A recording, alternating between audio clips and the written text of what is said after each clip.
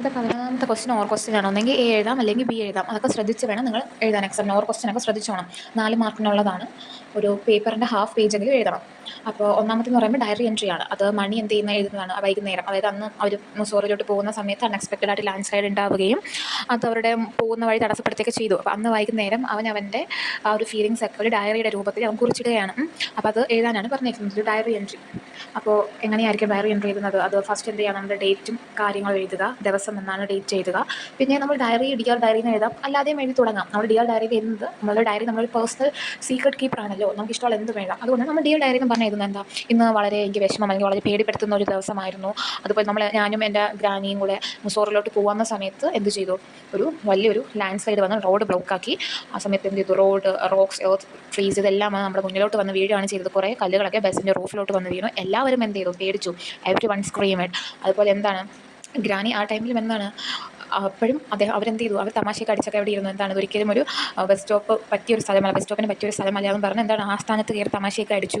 എന്നിട്ട് ഡ്രൈവർ തിരിച്ച് വണ്ടിയൊക്കെ റിവേഴ്സ് ചെയ്തു. ഒരുപാട് പേര് നൈനിലോട്ട് തിരിച്ച് പോകാൻ തീരുമാനിച്ചു. പക്ഷേ നമ്മൾ മുസോറിലോട്ട് തന്നെ പോകാൻ തീരുമാനിച്ചു. അത് മൗണ്ടനിലൂടെ നടന്ന് ആ ഒരു ഷോർട്ട് കട്ട് വഴി നടന്ന് പോകാൻ തന്നെ നമ്മൾ തീരുമാനിച്ചു.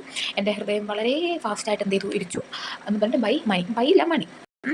അടുത്ത ക്വസ്റ്റ്യൻ എന്ന് പറയുമ്പോൾ എന്താണ്, ക്യാരക്ടർ സ്കെച്ച് ഓഫ് അബ്ദുൽ കലാമിൻ്റെതാണ്, യങ് അബ്ദുൽ കലാമിൻ്റെതാണ്. നമുക്കറിയാം, നമ്മൾ ലിറ്റിൽ തിങ്സ് മാറ്റർ എന്ന് പറയുന്ന ആ ഒരു വർക്കിൽ, ആ ഒരു ടെസ്റ്റിൻ്റെ വർക്കിൽ നമ്മൾ പഠിച്ചതാണ്. അദ്ദേഹത്തിന് കുഞ്ഞുനാട്ടിൽ എന്തോരം കഷ്ടപ്പെട്ട് ന്യൂസ് പേപ്പറൊക്കെ വിറ്റ് എന്തോരം കഷ്ടപ്പെട്ടാണ് വന്നത്, അവരുടെ ഫാമിലി എന്തോരം സപ്പോർട്ട് ചെയ്തിട്ടുണ്ടെന്ന് നമ്മൾ പഠിച്ചതാണ്. അപ്പോൾ നമ്മൾ എന്ത് ചെയ്യുക, അബ്ദുൽ കലാമിൻ്റെ ക്യാരക്ടർ സ്കെച്ചാണ് നമുക്ക് മോഡൽ ക്വസ്റ്റ്യൻ ചോദിച്ചിരിക്കുന്നത്. നമ്മൾ എല്ലാ പാർട്ടിയിലെയും മെയിനായിട്ടുള്ള ക്യാരക്ടേഴ്സിനെ ശ്രദ്ധിച്ചോണം. മണിയാണെങ്കിലും ഗ്രാനി ആണെങ്കിലും എല്ലാവരുടെയും ക്യാരക്ടർ സ്കെച്ച് നോക്കിക്കണം. അപ്പോൾ നമുക്ക് ജസ്റ്റ് ഇവിടെ എന്ത് ചെയ്യാം, അബ്ദുൽ കലാമിൻ്റെ ക്യാരക്ടർ സ്കെച്ച് നോക്കാം. അദ്ദേഹം എന്താണ്, വളരെ റെസ്പോൺസിബിളും ഹാർഡ് വർക്കിങ്ങും, അതുപോലെ അദ്ദേഹത്തിൻ്റെ വയസ്സിനെ കാട്ടി മെച്യൂർ ആയിരുന്നു അദ്ദേഹത്തിൻ്റെ ആ ടൈമിൽ. അദ്ദേഹം ഒരു സ്കൂൾ ബോയ് ആയിരുന്ന ഒരു ടൈമിൽ പോലും അദ്ദേഹം ന്യൂസ് പേപ്പർ ഡിസ്ട്രിബ്യൂഷൻ എന്നൊരു വലിയൊരു റെസ്പോൺസിബിലിറ്റി അദ്ദേഹം ഏറ്റെടുത്തിട്ടുണ്ടായിരുന്നു. അദ്ദേഹം തൻ്റെ ഫാമിലിയെ സപ്പോർട്ട് ചെയ്യാൻ വേണ്ടി, ആ ഒരു ഫിനാൻഷ്യൽ ക്രൈസിസിൽ നിന്നും ഫാമിലിയെ സപ്പോർട്ട് ചെയ്യാനായിട്ട് അദ്ദേഹം ഇങ്ങനെ ന്യൂസ് പേപ്പർ ഡിസ്ട്രിബ്യൂഷൻ ചെയ്യുമായിരുന്നു. അദ്ദേഹം എന്ത് ചെയ്തു, രാവിലെ 4 മണിക്കൊക്കെ ആയിരുന്നു എണീറ്റ് പോയി ബണ്ടിൽ കണക്ക് ന്യൂസ് പേപ്പേഴ്സ് കളക്ട് ചെയ്യുകയും അത് ഡെലിവർ ചെയ്യുകയും ചെയ്യും. എന്നിട്ട് അദ്ദേഹം എന്ത് ചെയ്യും, സ്കൂളിൽ പോകുകയാണ് ചെയ്യുന്നത്. അദ്ദേഹം വളരെ ഡിസിപ്ലിൻ ആയിട്ടുള്ളതും അതുപോലെ ഡിറ്റർമിഡ് ആയിട്ടുള്ള ഒരു കുട്ടിയാണ്, ഡിറ്റർമിഡ് ആണ്. അതുപോലെ അദ്ദേഹത്തിൻ്റെ ഈ ഒരു കഷ്ടപ്പാടൊന്നും ഒരിക്കലും അദ്ദേഹത്തിൻ്റെ ആ ഒരു സ്റ്റഡീസിൽ ഒരിക്കലും എഫക്റ്റ് ചെയ്തിട്ടില്ല. അദ്ദേഹം എപ്പോഴും അദ്ദേഹത്തിൻ്റെ ഒരു ഫാമിലിയെ എപ്പോഴും സപ്പോർട്ട് ചെയ്യാനാണ് അദ്ദേഹം ആഗ്രഹിച്ചിരുന്നത്. അദ്ദേഹത്തിൻ്റെ ഒരു ഡ്യൂട്ടി അല്ലെങ്കിൽ അദ്ദേഹത്തിൻ്റെ സെൻസ് ഓഫ് ഡ്യൂട്ടി നമുക്ക് അവിടെ കാണാൻ കഴിയും. നമുക്ക് എന്ത് ചെയ്യാം, നമുക്ക് ഇനിയും ഒരുപാട് കാര്യങ്ങൾ നമുക്ക് അറിയാവുന്നിടത്തോളം നമുക്ക് എഴുതാം. അടുത്ത ക്വസ്റ്റ്യൻ നമ്പർ 12 ആണ്. ഇവിടെ നമുക്കൊരു ഓവർ ക്വസ്റ്റ്യൻ ആണ് വരുന്നത്, 4 മാർക്കാണ് വരുന്നത്. ശ്രദ്ധിച്ചെഴുതണം. ഒന്നാമത്തെ ക്വസ്റ്റ്യൻ എന്ന് പറയുമ്പോൾ എന്താണ്, ഇത് അബ്ദുൽ കലാമിൻ്റെയും അതുപോലെ അദ്ദേഹത്തിൻ്റെ ഫ്രണ്ടും തമ്മിലൊരു കോൺവെർസേഷനാണ് ചോദിക്കുന്നത്. അദ്ദേഹം എന്നും എന്തെങ്കിലും രാമേശ്വരത്തൊക്കെ പോയി എന്ത് ചെയ്യുന്നുണ്ട്, ന്യൂസ് പേപ്പർ ഡെലിവർ ചെയ്യുന്നുണ്ട് സ്കൂളിൽ പോകുന്നതിന് മുന്നേ. അപ്പോൾ അദ്ദേഹത്തിൻ്റെ ഫ്രണ്ട് അദ്ദേഹമായിട്ടുള്ള ഒരു കോൺവെർസേഷൻ, അദ്ദേഹത്തിൻ്റെ ഓരോ ഡെയിലി റുട്ടീൻസുമായിട്ട് ബന്ധപ്പെട്ടുള്ള ഒരു കോൺവെർസേഷനാണ് എഴുതാൻ പറഞ്ഞിരിക്കുന്നത്. എന്താണ്, ഒരു 5 എക്സ്ട്രീംസ് എങ്കിലും എഴുതണമെന്ന് പ്രത്യേകം പറഞ്ഞത്. നമ്മൾ എപ്പോഴും 4 മാർക്കിന് എഴുതുമ്പോൾ ആ ഒരു മാർക്ക് കുറച്ചുകൂടി കൂടുതൽ എഴുതാൻ തന്നെ ശ്രദ്ധിക്കുക. ഓക്കെ, അപ്പോൾ അതെന്ത് ചെയ്യാം, ആൻസർ അവിടെ തന്നേക്കാം. ഇതുപോലെ തന്നെ എഴുതണമെന്ന് നിർബന്ധമില്ല. ഓക്കെ, നിങ്ങൾക്ക് മനസ്സിലാവാൻ വേണ്ടി മാത്രം തരുന്നതാണ്. അതുപോലെ അടുത്ത ബി ക്വസ്റ്റ്യൻ എന്ന് പറയുമ്പോൾ എന്നാൽ ഒരു പിക്ചർ തന്നിട്ടുണ്ട്. അതിലെന്ത് ചെയ്യാം, ഡിസ്ക്രൈബ് ചെയ്യാനാണ്. നിങ്ങളുടെ ടെസ്റ്റിൽ ഒരു ആക്ടിവിറ്റി ആയിട്ട് തന്നെ ഈ ഒരു ക്വസ്റ്റ്യൻ കിടപ്പുണ്ട്.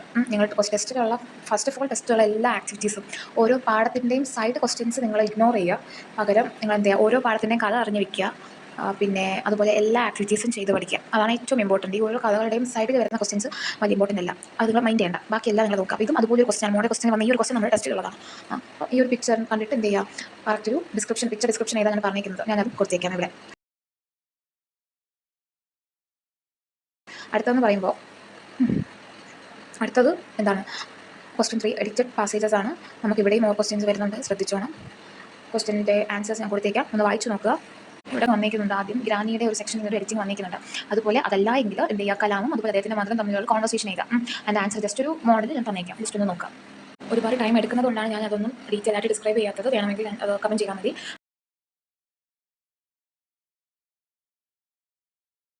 ക്വസ്റ്റൻ എന്ന് പറയുമ്പോൾ എന്താണ്, ഇവർ പ്രൊഫൈൽ റൈറ്റിംഗ് ആണ്. നിങ്ങൾ ശ്രദ്ധിച്ചോണം. ഷേക്സ്പിയർ, അബ്ദുൽ കലാം പോലുള്ള പേഴ്സണാലിറ്റീസിൻ്റെയൊക്കെ പ്രൊഫൈൽസ് എസ്പെഷ്യലി ശ്രദ്ധിച്ചോണം. അവരൊക്കെ നല്ല ഇമ്പോർട്ടൻറ്റ് ഫിഗേഴ്സാണ്. അപ്പോൾ ഇവിടെ എമിലി ഡിക്കിൻസണിൻ്റെ പ്രൊഫൈലാണ് കൊടുത്തേക്കുന്നത്. അപ്പോൾ ഇത് എന്ത് ചെയ്യുക, ആവശ്യത്തിനും എല്ലാം കറക്റ്റാക്കി ഒരു പ്രൊഫൈൽ തയ്യാറാക്കുക. എപ്പോഴും ശ്രദ്ധിക്കേണ്ട കാര്യം, ചില സമയങ്ങളിൽ ക്വസ്റ്റ്യൻ പേപ്പറിൽ ജനനവും മരണവും ഒക്കെ ഒരേ സെക്ഷനിലായിരിക്കും കൊടുത്തേക്കുന്നത്. അതുകൊണ്ട് ആദ്യമേ പോയി എന്ത് ചെയ്യാൻ പാടില്ല, അദ്ദേഹം ജനിച്ചു നിന്നാണ് മരിച്ചു നിന്നാണെന്ന് എഴുതി വയ്ക്കാൻ പാടില്ല. ആദ്യം ജനിക്കുന്നത് എഴുതുക, എന്നിട്ട് ലാസ്റ്റ് മാത്രമേ പാസ്റ്റ് എന്നൊക്കെ പറഞ്ഞിട്ട് എന്ത് ചെയ്യാവും, മരണ ഡേറ്റൊക്കെ എഴുതാവും.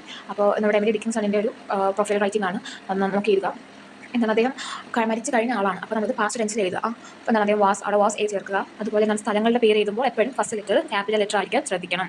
പേര് എഴുതുമ്പോഴാണെങ്കിലും അതുപോലെ സ്ഥലങ്ങളുടെ പേര് എഴുതുമ്പോഴും എപ്പോഴും ക്യാപിറ്റൽ ലെറ്റർ യൂസ് ചെയ്യാൻ മറക്കരുത്. ഓക്കെ. അതുപോലെ എന്താണ് കുറച്ച് കാര്യങ്ങളൊക്കെ തള്ളിയൊക്കെ വെക്കുന്നുണ്ട്, ഒരു കുഴപ്പമില്ല. എന്താണ് അവർ ഭയങ്കര ഇംഗ്ലീഷ് ലിറ്ററേച്ചർ വളരെ വലിയ ഇമ്പോർട്ടൻറ്റ് പേഴ്സണാലിറ്റിയാണ്. അവർക്ക് ഒരുപാട് അവാർഡ് റിസീവ് ചെയ്തിട്ടുണ്ട്. ഹിൻസ് മാത്രമല്ല, അത് പുറത്തുനിന്നും കൂടെ എന്ത് ചെയ്യാം, എക്സ്ട്രാ പോയിന്റ്സ് ആഡ് ചെയ്ത് എഴുതണം.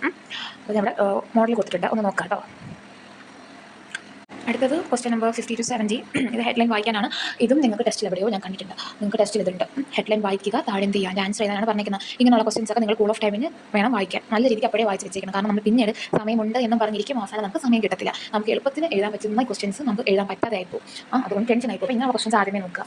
നോക്കിയോ, ഫസ്റ്റ് ക്വസ്റ്റ്യൻ എന്ന് പറയുമ്പോൾ ISROയുടെ അച്ചീവ്മെന്റുമായിട്ട് ബന്ധപ്പെട്ട് ഏത് ഹെഡ്ലൈനാണ് പറഞ്ഞിരിക്കുന്നത്, എ തൊട്ട് ഡി വരെ ഉണ്ട്. അതിൽ ഏതാണ് ചോദിച്ചിരിക്കുന്നത്. അപ്പം ഓപ്ഷൻ സി ആണെന്ത് അതിന്റെ ആൻസർ അല്ലെ. ISRO successfully launch new weather satellite. എന്താണ് ISRO പുതിയ ന്യൂ വെതർ സാറ്റലൈറ്റ്, പുതിയ വെതർ അപ്ഡേറ്റ്സിനുള്ള പുതിയ സാറ്റലൈറ്റ് ലോഞ്ച് ചെയ്തു എന്നതാണ് എന്ത് ISROയുടെ അച്ചീവ്മെന്റുമായിട്ട് ബന്ധപ്പെട്ട ഹെഡ്ലൈൻ എന്ന് പറയുന്നത്. അടുത്ത എന്താണ് എന്താണ് ആ ഒരു എക്സ്പെക്ട്രൈറ്റ്സ്, ഐ മീൻ പ്രവാസികൾ, അവരുമായിട്ട് ബന്ധപ്പെട്ടുള്ള എന്ത് ഹെഡ്ലൈനാണ് ഇവിടെ കൊടുത്തേക്കുന്നത് എന്നാണ് ചോദിച്ചിരിക്കുന്നത്. അതിന്റെ ആൻസർ എന്താണ്, ഓപ്ഷൻ എ ആണ്. ഇന്ത്യ എന്ത് ചെയ്യുന്നുണ്ട്, India to evacuate its nationals from Israel. ഇസ്രായേലിൽ നിന്നും ആൾക്കാർ എന്ത് ചെയ്യുന്നുണ്ട്, നാട്ടിലോട്ട് എത്തിക്കുന്നു എന്ന് പറയുന്ന ഒരു ഹെഡ്ലൈനാണ് നമ്മളിവിടെ പ്രവാസികളുടെ ആ ഒരു കൺസേൺ, ഇന്ത്യയുടെ ഒരു കൺസേൺ ആയിട്ട് ബന്ധപ്പെട്ട്, പ്രവാസികളുടെ മീൻ ഇന്ത്യയുടെ ഒരു കൺസേൺ ആയിട്ട് ബന്ധപ്പെട്ടുള്ള ഒരു ഹെഡ്ലൈൻ എന്ന് പറയുന്നത്. 17ാമത്തെ ക്വസ്റ്റ്യൻ എന്ന് പറയുമ്പോൾ അടുത്തത് 17ാമത്തെ ക്വസ്റ്റ്യൻ ആണ്. 17ാമത്തെ ക്വസ്റ്റ്യൻ ആൻസർ ഏതായിരിക്കും, അത് നിങ്ങൾക്ക് ജസ്റ്റ് വായിച്ച് അർത്ഥം പോലും നോക്കുന്നതിന് മുന്നേ എന്ത് ചെയ്യാം, എഴുതാം. ഇങ്ങനെയുള്ള കുറേ എളുപ്പമാണ്. കാരണം അർത്ഥം മനസ്സിലായില്ലെങ്കിൽ പോലും ഓരോ വാക്കുകൾ വെച്ച് എഴുതും. അത് അങ്ങനെയാണല്ലോ, സ്വാഭാവികമാണല്ലോ. അങ്ങനെ എഴുതാനും ജയിക്കുന്ന ഒരു സെക്ഷനാണ് ഹെഡ്ലൈൻ എന്ന് പറയുന്നത്. ഓക്കെ.